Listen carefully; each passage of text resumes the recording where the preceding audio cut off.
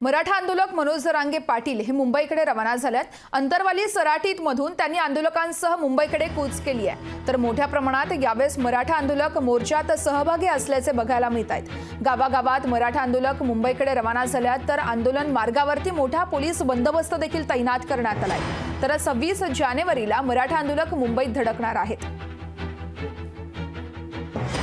गावागावातून मराठा आंदोलक मुंबईकडे रवाना झाल्याचं आपण पाहतोय। ही थेट दृश्य आहेत लोकशाही मराठीवरती अंतरवाली सराठी मधली। तुम्ही बघताय कशा पद्धतीने मराठा बांधव त्या ठिकाणी उपस्थित झालेत। मोठ्या संख्येने मराठा बांधव त्या ठिकाणी उपस्थित आहेत। मनोज जरांगे पाटील मुंबईकडे रवाना झाल्यात। ही थेट दृश्य तुम्ही लोकशाही मराठीच्या माध्यमातून पाहू शकताय।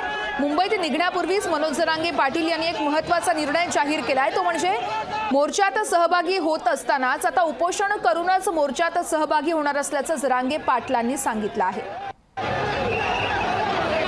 पुन्हा विनंती की मी असं नसन माहीत नाही, परंतु समाजाची एकजूट फुटू देऊ नका।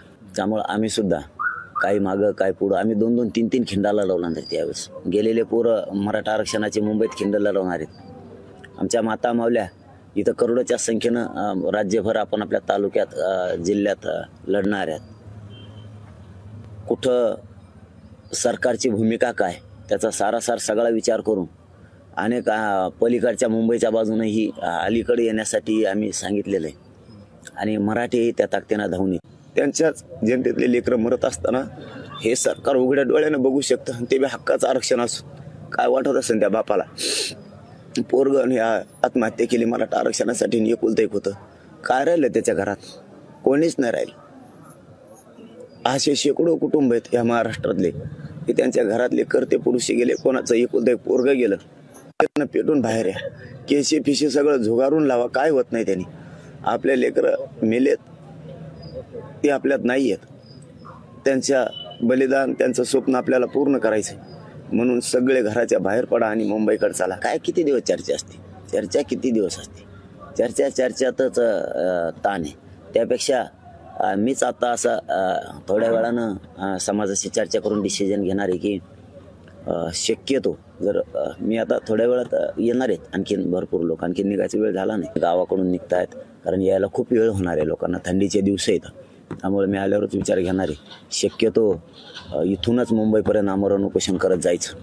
ही शक्यतो मी समाजाला आता विचारून निर्णय घेणार आहे की इथूनच आमरण उपोषण करतच मुंबईपर्यंत जायचं। हक्काचं असून तुम्ही देत नसाल तर मात्र टोकाचं लढून, हे शांततेत टोकाचं लढून आरक्षण मात्र आता आम्ही मिळवणार आहेत। मी आता अंतरवाली एकदा सोडली, आरक्षण घेतल्याशिवाय मागे फिरत नाही, याच्यावरती मात्र मी ठाम आहे। तर जरांगे पाटील आपण बघतो अंतरवाली सराटीमधून आता मुंबईकडे रवाना झाल्यात। या संदर्भात अधिक माहिती जाणून घेऊयात। आमचे प्रतिनिधी सचिन बडे थेट त्या ठिकाणाहून लाईव्ह आपल्यासोबत जोडले जात आहेत। सचिन, आपण बघतोय मनोज जरांगे पाटील यांच्यासोबत मोठ्या संख्येने खरं तर मराठा बांधव उपस्थित आहेत। नेमके सध्या काय वातावरण आहे त्या ठिकाणी?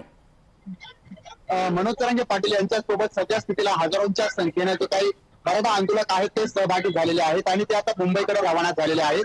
ही सुरुवात आहे, त्यानंतर आणखी लोक जोडले जातील असं स्वतः मनोज जरांगे पाटील सांगतात। जर आपण माझ्या मागे पाहिलं की ज्या 4 चाकं जे आहेत ते आता मुंबईकडे रवाना होत आहेत। त्या 4 चाकांच्या माध्यमातून मनोज जरांगे पाटील जे आहेत ते आता मुंबईकडे जे आहेत ते रवाना झालेले आहेत। आपण जर पाहिलं तर या ठिकाणाहून मनोज जरांगे पाटील जे आहेत ते आता रवाना होत आहेत आणि ते मुंबईकडे चाललेले आहेत। काही जणांनी अशा प्रकारे आपण ट्रॅक्टर पाहिलं तर ट्रॅक्टरच्या माध्यमातून मुंबईकडे जाण्याचा जो निर्णय आहे तो घेतलेला आहे। ट्रॅक्टर जे आहे ते ट्रॅक्टर घेऊन काही जण चाललेले आहेत, ट्रॅक्टरमध्ये सर्व सुविधा आहेत। हे ट्रॅक्टर आपण पाहताय मनोज जरांगे पाटील यांच्या फोटो सहित चाललेला आहे, त्यामध्ये सर्व सोय करण्यात आलेली आहे। काही महिला ज्या ट्रॅक्टरमध्ये बसून ज्या आहेत त्या निघालेल्या आहेत। छोटे ट्रॅक्टर असतील किंवा मोठे ट्रॅक्टर असतील ते सुद्धा या ठिकाणून निघालेले आहेत। म्हणजे मनोज जरांगे पाटील यांचं जे आंदोलन आहे ते मोठ्या स्वरूपाचं जे आहे ते त्या ठिकाणी पणत चाललेला आहे। मोर्चा जो आहे तो मोठ्या स्वरूपाचा पणत चाललेला आहे। हा एक मार्ग आहे, या मार्गावर जे आहे ते पूर्णपणे एकाच बाजूच्या गाड्या ज्या आहेत त्या थांबवलेल्या आहेत आणि अंतरवाली सराटी या गावातून मुंबईकडे आंदोलक जे आहे ते निघालेले आहेत। पहिला त्यांचा मुक्काम जो आहे तो पहिला त्यांचा जो मार्ग जो आहे तो या ठिकाणी पाहायला मिळतोय।